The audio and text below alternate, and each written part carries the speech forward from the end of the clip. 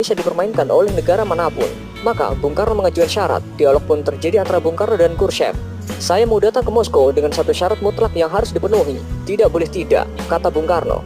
Khrushchev pun balik bertanya, apa syarat yang Paduka Presiden ajukan?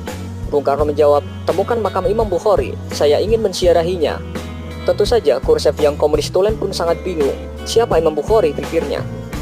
Khrushchev segera memerintahkan pasukan elitnya untuk menemukan makam yang dimaksud. Ternyata hasilnya nihil. Khrushchev kembali menghubungi Bung Karno.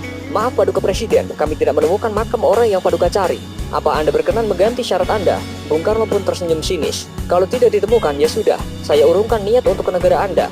Mendengar pernyataan Bung Karno, sontak membuat kuping Khrushchev panas memerah. Kalimat singkat Bung Karno ini membuat Khrushchev kecewa. Khrushchev kembali memerintahkan orang nomor satunya untuk memecahkan masalah ini. Akhirnya setelah melalui penelusuran yang teliti, serta mengumpulkan informasi dari orang-orang tua muslim di sekitar Samarkand, akhirnya makam imam besar kelahiran kota Bukhara tahun 810 Masehi itu ditemukan.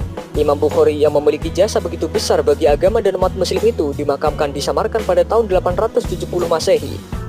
Makamnya ditemukan dalam kondisi rusak tak terawat, berada di ladang kapas yang jauh dari jangkauan masyarakat. Namun betapa kagetnya Soekarno ketika mendapatkan berita bahwa makam itu dalam kondisi yang tidak layak. Khrushchev pun meminta agar makam itu dibersihkan dan dipugar sebaik mungkin. Selesai renovasi, Khrushchev kembali menghubungi Bung Karno. Intinya, misi pencarian makam Imam Bukhari telah berhasil. Sambil tersenyum, Bung Karno mengatakan, baik, saya akan datang ke negara Anda. Akhirnya, setelah sebulan sejak penemuan dan pemugaran makam tersebut, Soekarno bersedia berkunjung ke Soviet. Dengan naik kereta api, Soekarno tiba di kota Samarkand pada tanggal 12 Juni 1961.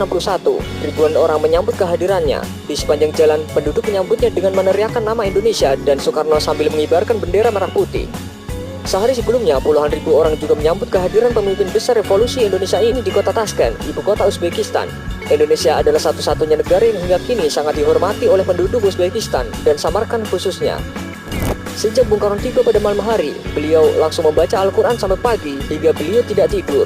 Saat ditemukan makam dalam kondisi tidak terurus, Soekarno meminta pemerintah Uni Soviet agar segera memperbaikinya. Ia bahkan sempat menawarkan agar makam dipindahkan ke Indonesia apabila Uni Soviet tidak mampu merawat dan menjaga makam tersebut.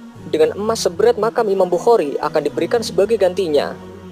Versi lain yang berkembang di Uzbekistan menyebutkan berkat Soekarno, makam Imam Bukhari dipugar besar-besaran. Dulunya makam itu tidak terlihat kemegahannya, tetapi jelang ziarah Soekarno, makam dibersihkan dan direnovasi hingga tampak megah. Sejak saat itu, pihak Barat pun menilai kunjungan Soekarno ke Moskow tak hanya untuk urusan politik, melainkan juga ziarah. Dan hal ini juga menunjukkan kepada mata dunia bahwa Indonesia tidak bisa diatur.